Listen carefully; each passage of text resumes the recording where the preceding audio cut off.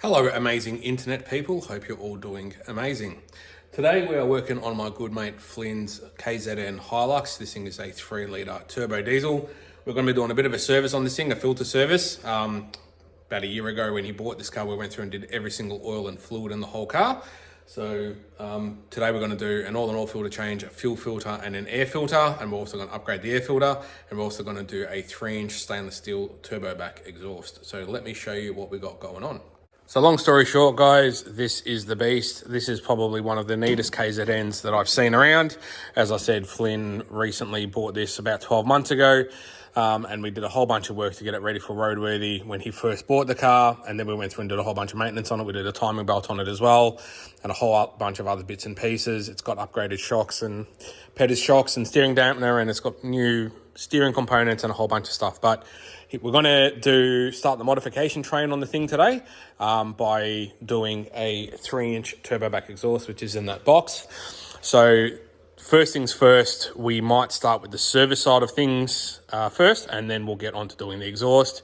I've already sprayed down everything on the exhaust with WD-40 just to start loosening things up. But yeah, let's just get started with some service stuff. First thing we're going to do on this service-wise is we're going to change the fuel filter, which is down here. We've got a couple of hoses. We've got an outlet and an inlet hose that we need to remove.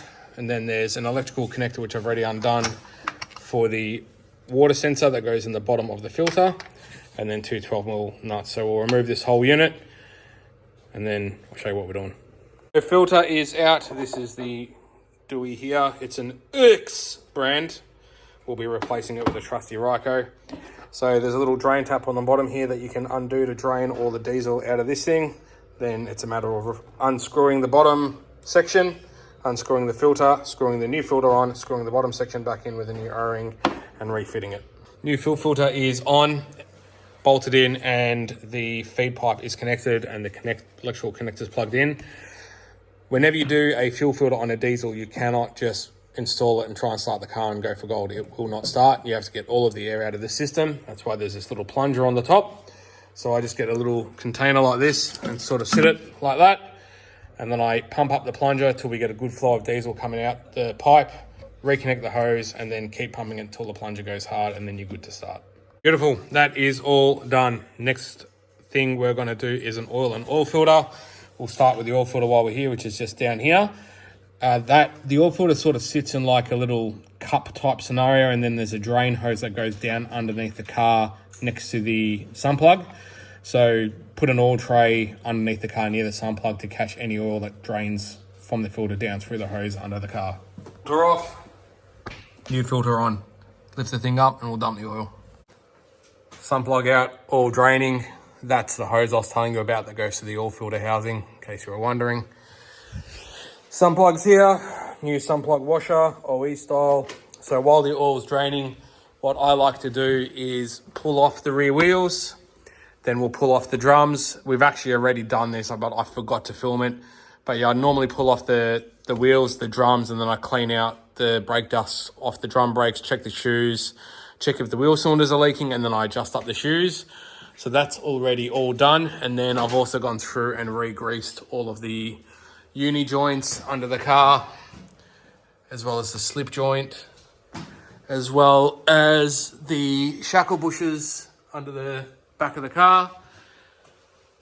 I've done the front uni as well, and also done the lower and upper ball joints both sides. So everything is also re-greased. So we'll just wait for this to finish draining, and then we'll drop it down, chuck some fresh oil in it.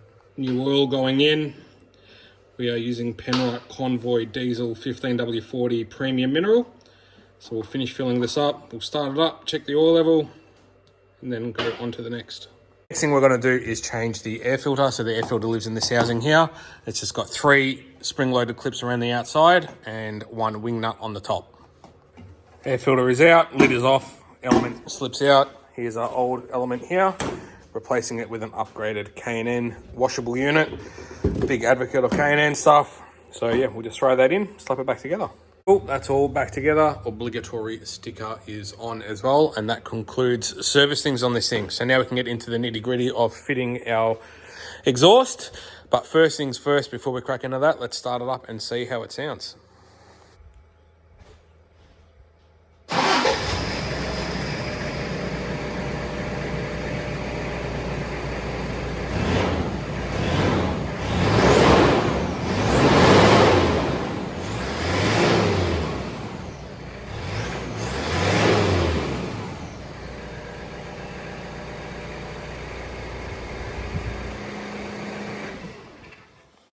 So sound-wise, she is extremely quiet. So here is our standard exhaust. Standard diameter on these is around 2 inch to 2 1/4 inch.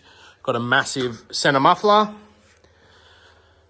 Got a flange joint here. We've got a flex up there, and then it sort of kicks underneath the gearbox and goes up to the bottom of the dump pipe, and then the dump pipe is separate. So we're basically just going to start going through and getting the whole exhaust off, and then once it's all off, we'll battle the dump pipe.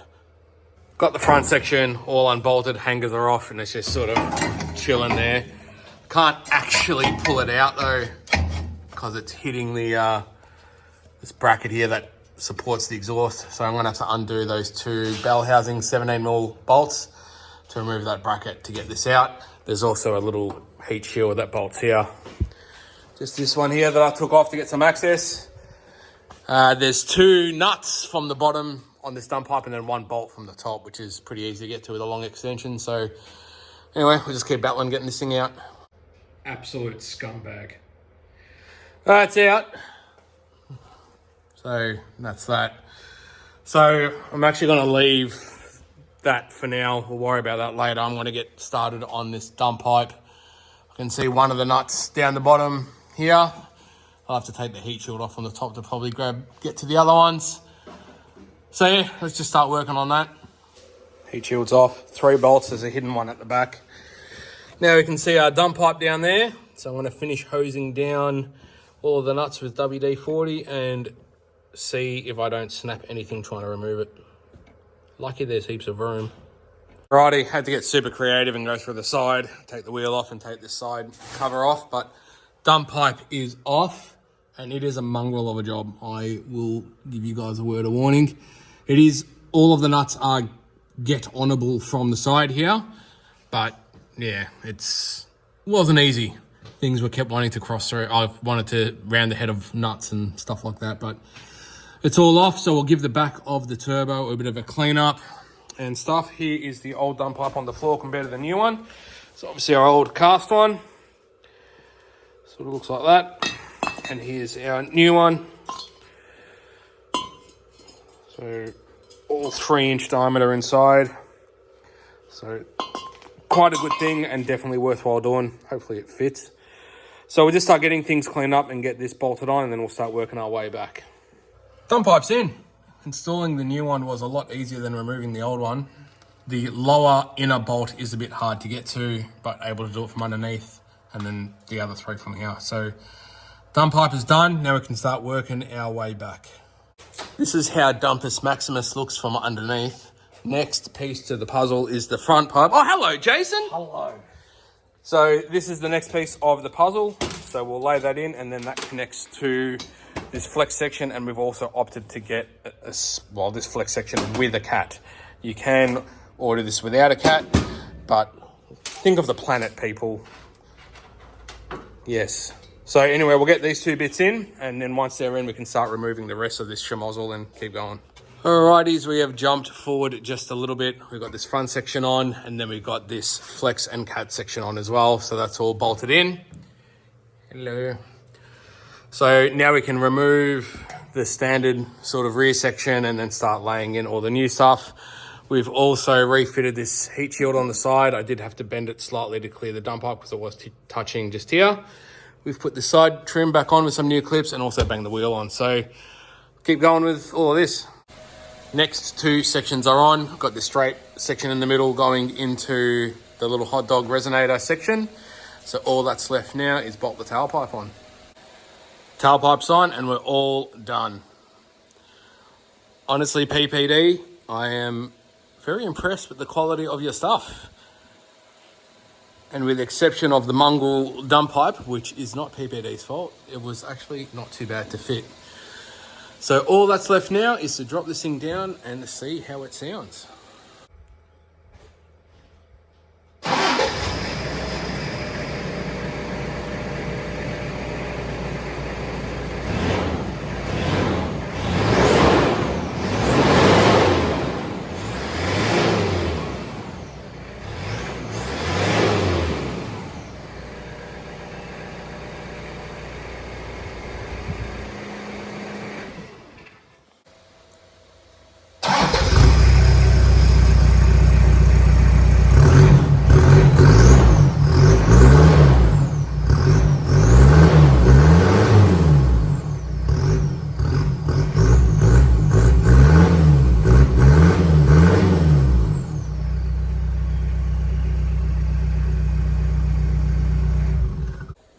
That's going to do us for this episode, guys, covering a few things on this Hilux, bunch of service stuff, and K&N air filter upgrade, as well as its full turbo back exhaust. Got everything done well within a day. Hope you enjoyed it. If you want to see more content like this, please remember to like and subscribe, and we'll catch you in the next video. Till then, be good and stay safe.